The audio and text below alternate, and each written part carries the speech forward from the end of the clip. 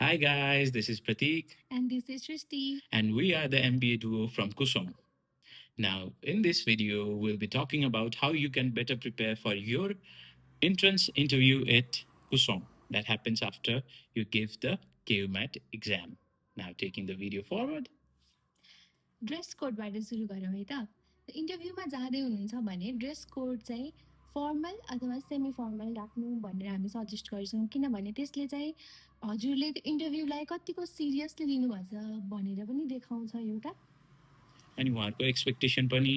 तपाईँहरू जो क्याजुअलमा नै आउनुहुन्छ भन्ने चाहिँ हुँदैन बिबी लेभलको लागि भयो भए एउटा छुट्टै कुरा हुन्थ्यो तर अब एमबिए लेभलको लागि चाहिँ हल्का प्रोफेसनलिजम एक्सपेक्टेड नै हुन्छ त्यही भएर चाहिँ dress formal or semi formal अनि regarding the language you use in the interview mostly उहाँहरूले पनि हजुरहरूलाई डेरेक्टली अब पहिला सेटिङको कुरा गर्दाखेरि चाहिँ 3 देखि 4 जना चाहिँ प्यानलमा हुनुहुन्छ इन्टरभ्यू प्यानलमा डिन सर एसोसिएट डिन सर पनि हुन सक्नुहुन्छ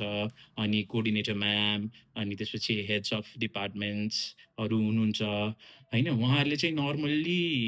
क्वेसन हाम्रो एक्सपिरियन्समा चाहिँ क्वेसनहरू इङ्ग्लिसमा नै सोध्नुहुन्छ र when asked in English, you should reply in English. And keep it, try to keep it in English नै 80% of the time चाहिँ नेपालीमा हुँदै हुँदैन कहिले कहिले चाहिँ सोध्न सक्नुहुन्छ हजुरहरूले अब त्यो उहाँहरूले नै नेपालीमा सोध्नुभयो भने चाहिँ you have the liberty to answer in Nepali but still then also we suggest you answer in English. Now, there are some obvious questions that you should prepare for. We'll be breaking them down section wise. सुरुमा अब इन्टरभ्यूको सबैभन्दा सुरुमा हजुरले जुनसुकै इन्टरभ्यूमा पनि face गर्ने question भनेको के हो त tell me something about your self introduction so यो पार्टमा चाहिँ हजुर कति पनि अप्मकाउनु भएन आफ्नो बारेमा चाहिँ एकदम राम्रोसँग भन्नु पऱ्यो किनभने त्यसमा नै कन्फिडेन्ट भएन भने चाहिँ नेगेटिभ इम्प्रेसन पर्न आउँछ सो अबाउट योर सेल्फमा चाहिँ हजुरले आफ्नो एजुकेसनल हिस्ट्री आफ्नो फ्यामिलीको बारेमा सबै कुरा भन्नुहुन्छ र लास्टमा चाहिँ आफ्नो हबिज पनि इन्क्लुड गर्न सक्नुहुन्छ है र हबिजमा हजुरले सपोज मलाई चाहिँ क्रिकेट खेल्न मनपर्छ भन्नुभयो भने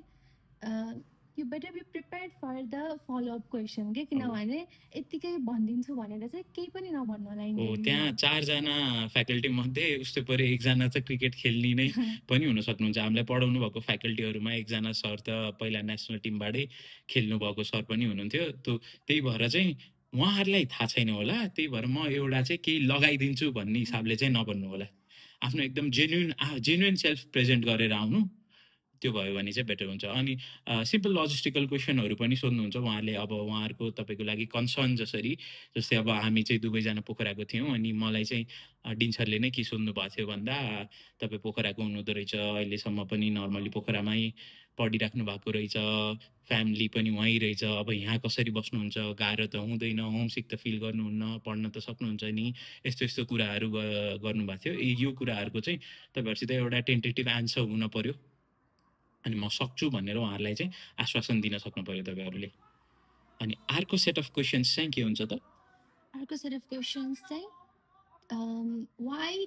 why did you choose KUSOM for MBA भन्ने हुन्छ र यसमा चाहिँ हजुरले कुसमको वेबसाइट भिजिट गरेर कुसमको बारेमा सबै डिटेल्स थाहा पाउनु पर्यो एउटा रिजन त हजुरको पक्कै नै हुन्छ किन कुसम त भनेर होइन तर त्यसलाई सोलिड बनाउनको लागि प्यानललाई कन्भिन्स गर्नको लागि कि हजुर चाहिँ साँच्चै नै इन्ट्रेस्टेड हुनुहुन्छ कुसुम जोइन गर्नको लागि भनेर चाहिँ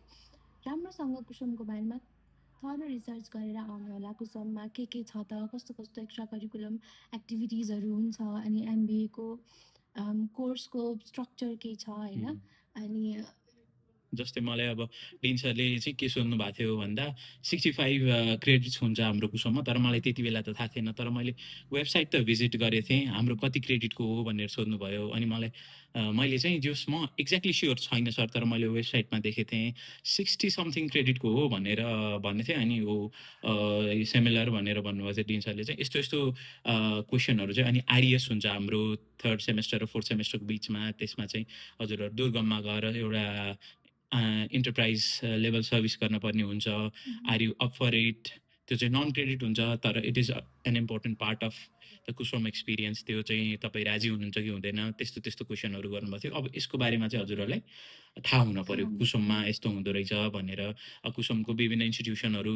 कुसुमभित्रै पनि छन्, जस्तै अब एसडब्ल्युसी छ, प्लेसमेन्ट सेल छ, एसडब्ल्युसी भित्र पनि क्लबहरू छन्, अब फाइनेन्स क्लब, अनि त्यसपछि एन्टरप्रेन्योरियल क्लब, यो क्रिएटिभ क्लबहरू, क्लब। क्रिएटिभ क्लब, यो क्लबहरूको बारेमा चाहिँ हल्का जेनरल इन्फर्मेसन भयो भने चाहिँ it would help you a lot.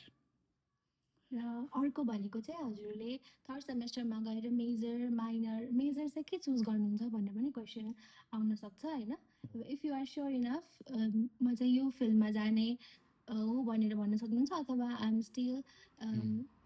अब जस्तै तपाईँको अलिकति नलेज बेस कुसुमको स्ट्रक्चरको बारेमा छ भने चाहिँ what you can say is, म फर्स्ट इयरमा चाहिँ हेर्छु अनि कुन फाउन्डेसनल सब्जेक्टहरू हुन्छ त्योबाट चाहिँ मलाई कुनले बढी इन्ट्रेस्ट गर्छ, अनि यहाँ बुझेपछि हजुरहरूको काउन्सिलिङले पनि चाहिँ म बल्ल डिसाइड गर्छु कुन स्पेसलाइजेसन लिने भनेर। अहिले एज सच केही डिसाइड गरिसकेको छैन भन्दा पनि फरक चाहिँ पर्दैन, तर you should at least know that there are these specialisations in KUSOM MBA programme भनेर चाहिँ त्यो एउटा थाहा पाउनुभयो भने बोनस हुने भयो। अनि अर्को सेट अफ क्वेसन चाहिँ कस्तो हुन्छ भन्दा, एउटा हजुरको बारेमा आफ्नो थाहा पाउनु पर्यो, त्यसपछि कुसुमको बारेमा थाहा पाउनु पर्यो। अब how do you fit into KUSOM होइन, why is KUSOM a good fit for you and why are you a good fit for KUSOM. अब उहाँहरूले कतिजना अब 70-75जनाको इन्टरभ्यू लिनुहुन्छ, त्यसमा चाहिँ 50%लाई मात्रै इनरोल गर्नुहुन्छ भनेपछि why should they select you instead of the other person भनेर चाहिँ एउटा सोलिड रिजन हुनु पर्यो तपाईँहरूको होइन। अनि त्यसपछि कुसुमले चाहिँ तपाईँलाई कसरी हेल्प गर्छ र how will you be an asset to KUSOM भनेर यो दुईवटा क्वेसनलाई चाहिँ आन्सर गर्ने हिसाबले पनि प्रिपेयर्ड भएर चाहिँ जानु पर्यो हजुरहरू। अनि फाइनली अर्को टिप भनेको चाहिँ यदि कुनै क्वेसन को आन्सरको बारेमा हजुर स्योर हुनुहुँदैन भने त्यसमा गरेर त्यो टाइम कन्ज्युम गरेर बस्नुभन्दा बरु एकदमै elegantly sorry sir, sorry ma'am, I am unaware about this question भनेर भनिदिनु भयो भने चाहिँ त्यसले चाहिँ राम्रो इम्प्रेसन पार्छ। अनि त्यसपछि हजुरहरूलाई चाहिँ यो त भइहाल्यो, भेरी भ्यालिड। त्यसमा पनि अब हजुरहरूलाई कहिले कहिले के हुन्छ भन्दाखेरि आउँछ, तर इज दिस रियली राइट हो कि जसकै हजुरहरू धर्मर हुनुहुन्छ ठ्याक्कै हो कि होइन भन्ने थाहा छैन भने what you can do is, म कम्प्लिटली स्योर छैन but still I'd like to take a guess भनेर चाहिँ हजुरहरूले आफ्नो आन्सर प्रेजेन्ट गर्न सक्नुहुन्छ। They would take it very well. र अर्को भनेको चाहिँ हजुरले मक इन्टरभ्यू घरमा लिनुहोला आफ्नो यो भनेको कन्फिडेन्स चाहिँ बुस्ट गर्नको लागि हो one of the best practices that you can do before appearing for the interview. हामीले पनि दुइटैले गरे हो, एकअर्कालाई पनि सोध्यौँ, ड्याडी मामुलाई सोध्न लगायौँ, एनी वान जसले चाहिँ हामीलाई इन्टरभ्यू लिन रेडी हुन्छ उहाँलाई चाहिँ हामीले सोध्न लगाएको होइन त। मैले त स्पेसली धेरै प्र्याक्टिस गरेँ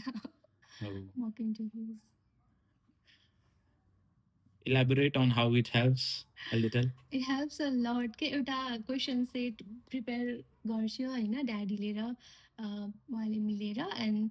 म चाहिँ त्यो इन्टरभ्यूमा जस्तो हुन्छ त्यस्तै नै थियो, सिमुलेसन जस्तै नै थियो मेरो लागि होइन। म आएँ त्यो कसरी ग्रिट गर्नेदेखि लिएर सबै कुरा त्यो मे आई सिट त्यो एटिकेट्सहरू सबै कुरा चाहिँ त्यसरी नै मैले प्र्याक्टिस गरेर अनि धेरै नै दिनसम्म मैले चाहिँ प्र्याक्टिस गरेर चाहिँ दिएको थिएँ इन्टरभ्यू। हाम्रो साइडबाट लगभग यो नै हो हाम्रो इन्टरभ्यूको एक्सपिरियन्स र टिपहरू हजुरहरूको लागि। अब रिसोर्सेसको कुरा गर्दाखेरि चाहिँ हजुरहरूले इन्डियाको युपिएससीको लागि प्रिपेयर गराउने दृष्टि आइएएस भन्नेले चाहिँ इन्टरभ्यू टिप्सहरू अनि त्यसपछि मक इन्टरभ्यू सेसन्सहरू गरेको चाहिँ राख्छ उनीहरूले। हो त्यो चाहिँ हजुरहरूले युट्युबमा हेरेर पनि त्यहाँबाट पनि हल्का इन्सपिरेसन लिन सक्नुहुन्छ अनि नो हाउ हुन्छ हल्का इन्टरभ्यूमा हाउ टु बेसिक एटिकेट्सहरू, how to greet, how to talk to the panel, यो कुराहरू। किनभने that would specially be more relevant, किनभने त्यहाँ पनि 3-4जनाको प्यानल हुन्छ अनि एउटा क्यान्डिडेट हुनुहुन्छ, हजुरहरूको सेटिङ पनि लगभग सिमिलर नै हुन्छ। इन्टरभ्यूमा हेर्ने भनेको पनि अरू सबै त हजुरको इभ्यालुएसन भइसक्छ, हेर्ने भनेको चाहिँ के हो त भन्दा how are you as a person भनेर हेर्ने हुन्छ। सो बेसिक एटिकेट चाहिँ एकदमै राम्रो देखाउनुपर्छ हजुरले अनि कन्फिडेन्टली बोलेर आउनु, बडी ल्याङ्ग्वेज चाहिँ प्रपर राख्नु। All the best for your interviews if you are appearing. Thank you for staying with us. For more videos, stay tuned. Stay tuned.